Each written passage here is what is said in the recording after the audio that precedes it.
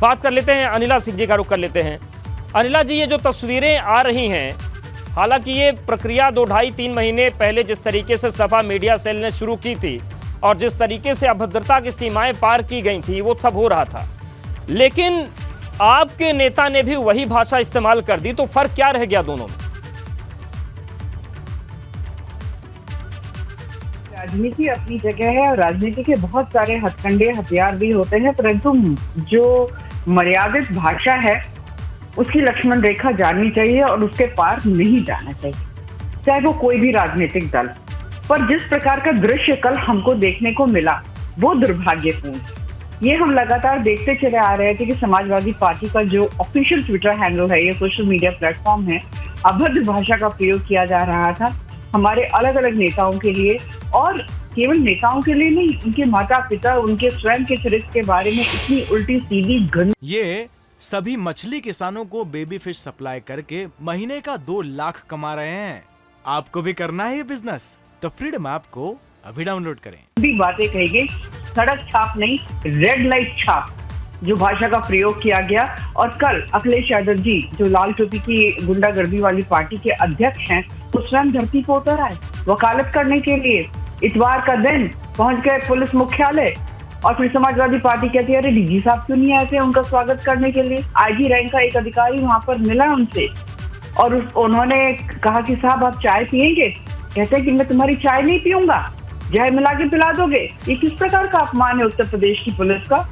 सरकारी नौकर जरूर है साहब ये लोग, पर उनको नौकर से भी बदतर तरीके से आप उनके साथ ट्रीट कर रहे हो, ये तो अच्छी बात नहीं है। ये भाषा का प्रयोग जो कल अखिलेश यादव जी ने स्वयं किया, क्या किसी भी पार्टी के अध्यक्ष को शोभा देता है? नहीं देता है। तो अगर ये कह रहे हैं कि एक महिला कार्यकर्ता भारतीय जनता पार्टी ने अभद्र टिप्पणी करी, बिल्कुल गलत किया था, नहीं करना चाहिए, भाषा मर्यादित होनी चाहिए। पर आपके समाजवादी पार्टी के ऑफिशियल हैंडल से लगातार गंदी से गंदी भाषा, माँ बाप को भी उसमें खींच लिया जाता है और अखिलेश यादव जी चुप रहते हैं। बिल्कुल, और बचाने भी चले जाते हैं। पूजा शुक्ला जी, सवाल यही है, आप देखिए अनिला जी ये मान रही हैं कि ठीक है, अगर हमारी कार्यकर्ता ने लिखा तो भाषा की जो मर्यादा होती है वो तोड़ने का हक किसी को नहीं है।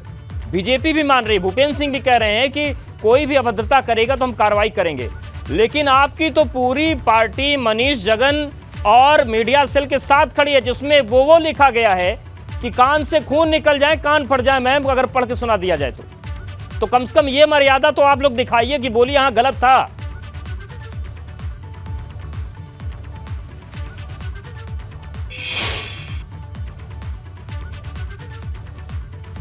पूजा शुक्ला जी, सवाल आपसे था मेरा।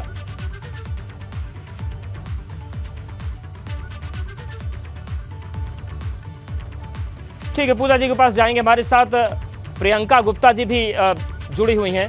प्रियंका जी, ये जो तस्वीर पूरी बन रही है, ये कौन सा उत्तर प्रदेश बन रहा है? क्या जो झगड़ा शुरू हुआ है सोशल मीडिया पर, तमाम ट्वीट्स आपने भी पढ़े होंगे, हर किसी ने पढ़ लिए हैं, जो कुछ हुआ बीते कुछ समय में, किस तरीके से देख रहे हैं, कहाँ जा रही राजनीति? मैं तो यही कहना चाहूंगी कि सियासत किस मोड़ पर आई कि तहजीब और तमीज की सामत आई। हकीकत ये है कि एक समय था जब हम इसको कहेंगे स्वर्णिम काल राजनीति का, सब मुहावरों में लोग बात करते थे, कहावतों में एक दूसरे पर कटाक्ष करते थे। पर आज लिखित रूप से आप देखें कि कैसे जो है अमर्यादित टिप्पणियां की जा रही हैं, जिसको एक्सेप्ट नहीं किया जाना चाहिए। मैं पूरी तरह से इसको कहती हूँ कि अगर दोनों समुदाय की तरफ से हुआ है, दोनों लोगों की तरफ से हुआ है, दोनों पार्टियों की तरफ से हुआ है, तो उन्हें बराबर तौर पे रखना चाहिए। और अगर किसी को जेल भेजा गया है तो देखना भी चाहिए कि किसी और को जेल भेजने की जरूरत है। अगर ऋचा राजपूत अगर जो है जेल भेजना चाहिए तो उन्हें भी भेजना चाहिए। मैं समझती हूँ कि अमर्यादित टिप्पणी किसी भी पार्टी की तरफ से अगर की जा रही है तो वाकई में एक चिंता का विषय है। राजनीति को लेकर हमारे आने वाली पीढ़ियों को हम क्या देना चाहते हैं, ये भी एक सोच का विषय है कि आप एक नेता हैं। अगर आप या तो हम भारतीय जनता पार्टी की बात करें या हम सपा की बात करें, तो ये एक राजनीतिक पार्टियां हैं और इन्हें सोच समझ कर काम करना चाहिए। हमारा नेता तो कहते हैं कि जो है वो नफरत के बाजार में मोहब्बत की दुकान खोलने निकले और किसी भी अमर्यादित भाषा बिल्कुल। और ये प्रियंका जी, उत्तर प्रदेश का दुर्भाग्य है कि जहां मोहब्बत होनी चाहिए थी वहां पर अश्लीलता बिक रही है।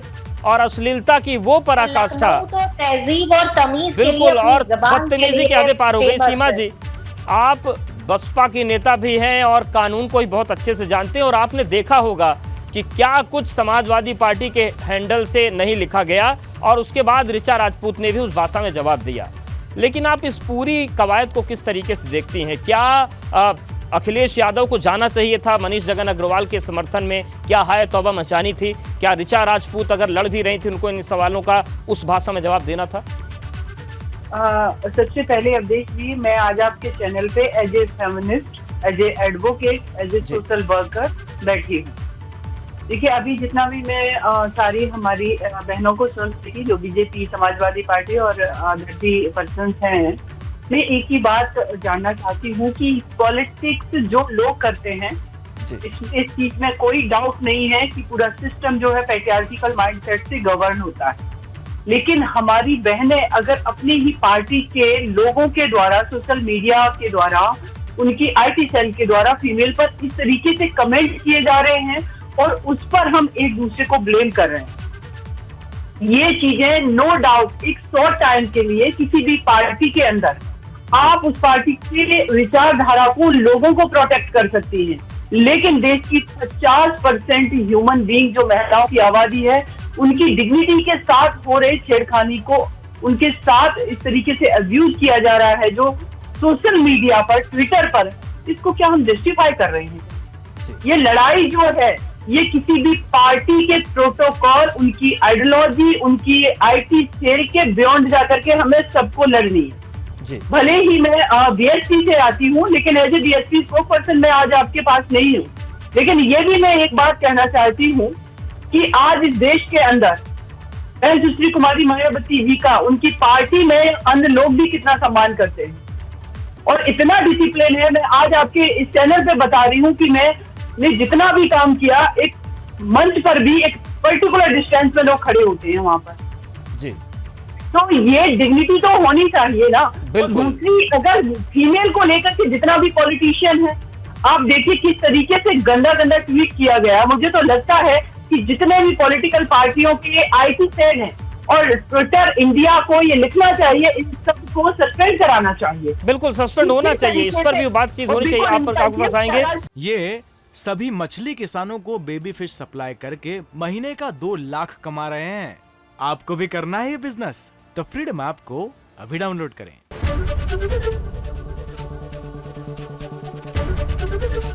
एबीपी गंगा, खबर आपकी, जुबान आपकी।